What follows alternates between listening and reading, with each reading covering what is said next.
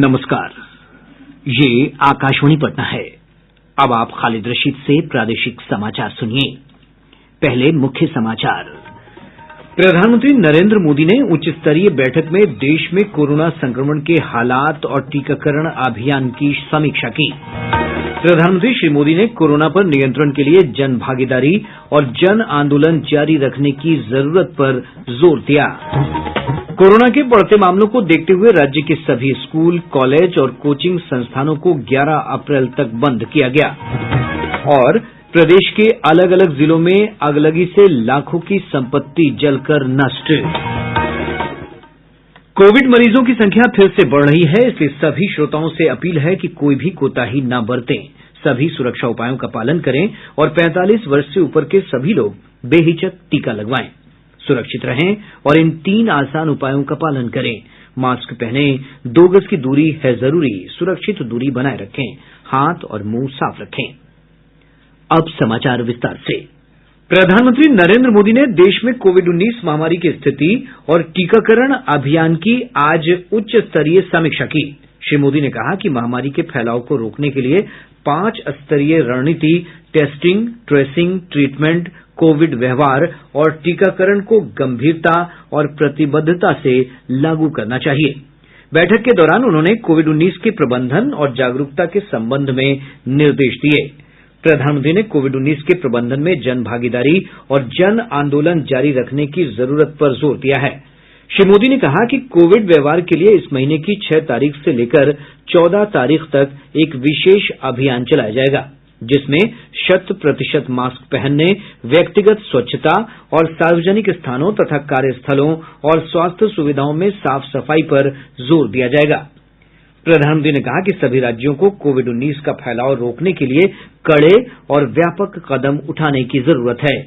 बैठक में प्रधानमंत्री के प्रधान सचिव, कैबिनेट सचिव, गृह सचिव, स्वास्थ्य सचिव तथा वैक्सीन पर उच्चाधिकार समूह के अध्यक्ष शामिल थे। उपराष्ट्रपति एम वेंकैया नायडू ने लोगों से कई राज्यों में तेजी से बढ़ रहे कोरोना संक्रमण को देखते हुए हर तरह की सावधानी का पालन करने को कहा है। उन्होंने लोगों से जल्द ही कोरोना का टीका लगवाने की भी अपील की है।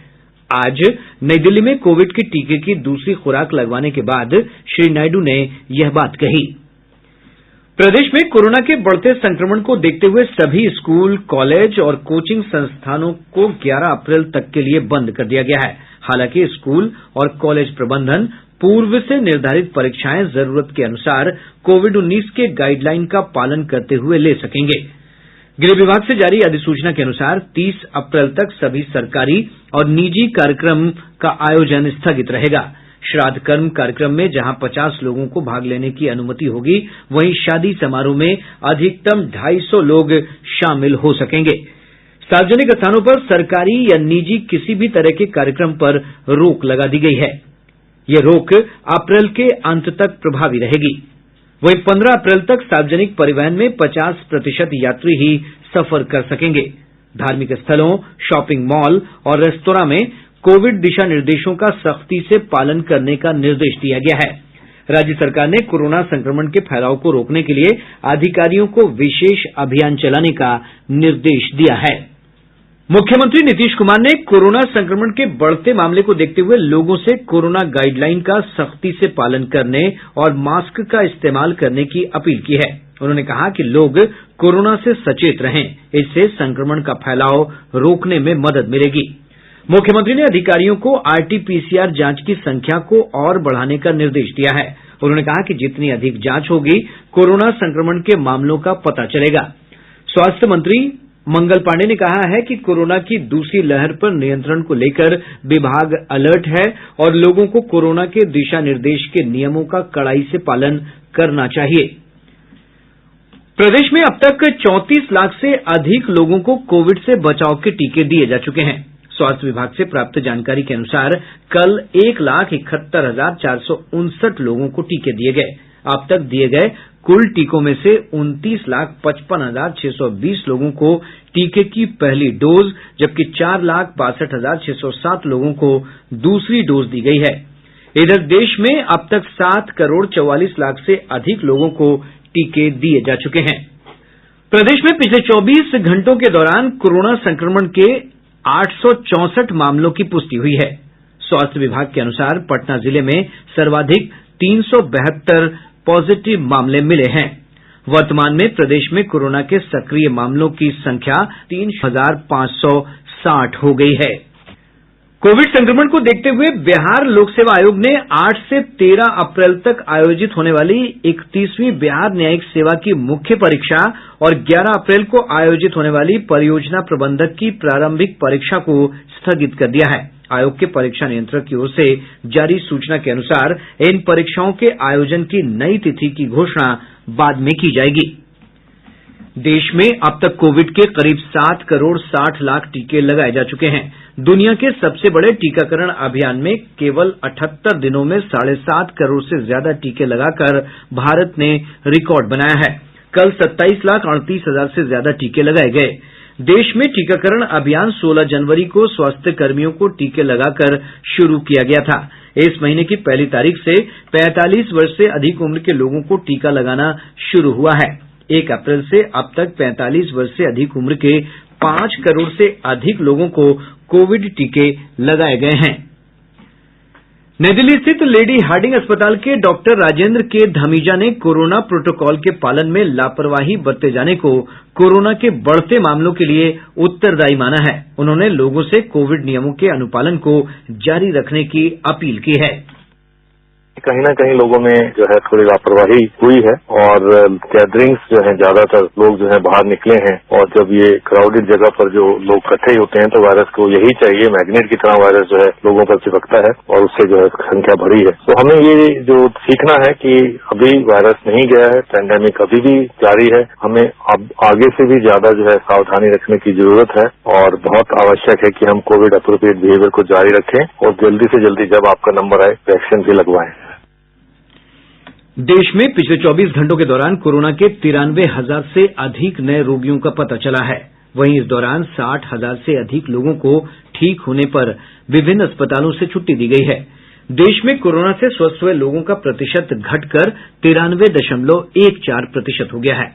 वर्तमान में देश में कोरोना के सक्रिय मामलों की संख्या 6,91,000 है। भारतीय आयुर्विज्ञान अनुसंधान परिषद के अनुसार देश में कल 11,66,000 से अधिक कोविड जांच की गई है। प्रादेशिक समाचार आप आकाशवाणी पटना से सुन रहे हैं। केंद्र सरकार ने राज्य में प्रधानमंत्री ग्राम सड़क योजना के तहत लगभग 1400 किलोमीटर सड़कों को अपग्रेड करने की मंजूरी दी है। इससे राज्य में सड़क यातायात को सुगम बनाने में मदद मिलेगी। सड़कों के नवीनीकरण कार्य पर लगभग 1,200 करोड़ रुपए खर्च किए जाएंगे। ग्रामीण कार्य विभाग के अनुसार इस योजना के तहत 169 ग्रामीण सड़कों का निर्माण भी कराया जाएगा। इसके अलावा 39 छोटी पुलियों का निर्माण भी होगा। बिहार विद्यालय परीक्षा समिति के तहत होने वाली इंटर की कंपार्टमेंटल सह विशेष परीक्षा के लिए कल से फॉर्म भरे जाएंगे। स्कूलों के प्राचार्य बोर्ड की वेबसाइट पर 10 अप्रैल तक परीक्षार्थियों के लिए फॉर्म भर सकते हैं। बोर्ड के अध्यक्ष आनंद किशोर ने कहा है कि इंटर की वार्षिक परीक्षा में 1 या 2 विषयों में असफल रहने वाले परीक्षार्थी कंपार्टमेंटल परीक्षा का फॉर्म भर सकते हैं। श्री किशोर ने बताया कि सेंटअप परीक्षा में शामिल होने वाले परीक्षार्थी अगर किसी कारण से बोर्ड परीक्षा में शामिल नहीं हो पाए हैं, उन्हें भी कंपार्टमेंटल परीक्षा में शामिल होने का मौका दिया गया है। कोरोना संक्रमण को देखते हुए कल से एम्स पटना के ओपीडी में दिखाने के लिए मरीज ऑनलाइन पंजीयन करा सकेंगे। इसके लिए अस्पताल की ओर से फोन नंबर 9470702184 और 9430008970 तथा 0612245107 जारी किया है। मरीज सुबह 9 बजे से शाम 5 बजे तक रजिस्ट्रेशन करा सकते हैं। अस्पताल अधीक्षक डॉक्टर सीएम सिंह ने बताया कि कोरोना संक्रमण की बढ़ती रफ्तार को देखते हुए यह निर्णय लिया गया है। इधर राज्य के सूचना और जनसंपर्क मंत्री संजय झा ने कहा कि दरभंगा में एम्स के निर्माण से जिले के लोगों को सुलभ चिकित्सा उपलब्ध हो सकेगी। पटना के इंदिरा गांधी आयुर्विज्ञान संस्थान में भर्ती मरीजों को 15 अप्रैल से संस्थान की ओर से संचालित सेंट्रल ड्रग स्टोर से सभी प्रकार की दवाएं कम दर पर उपलब्ध कराई जाएंगी। चिकित्सा अधीक्षक डॉक्टर मनीष मंडल ने बताया कि ये दवाएं बाजार से सस्ती होंगी। उन्होंने कहा कि वर्तमान में दवा के लिए मरीजों को ज्यादा पैसे देने के बावजूद बाजार से आवश्यक दवाएं नहीं मिल पाती हैं। ऐसे में अस्पताल निदेशक NR विश्वास की अध्यक्षता में गठित कमिटी ने सेंट्रल ड्रग स्टोर चलाने का निर्णय लिया है। इमारत शरिया बिहार, झारखंड और ओडिशा के अमीर शरीयत हजरत मौलाना वली रहमानी को आज पूरे राजकीय सम्मान के साथ मुंगेर में सुपुर्द खाक कर दिया गया। 78 वर्षीय वली रहमानी का कल पटना में एक निजी अस्पताल में निधन हो गया था।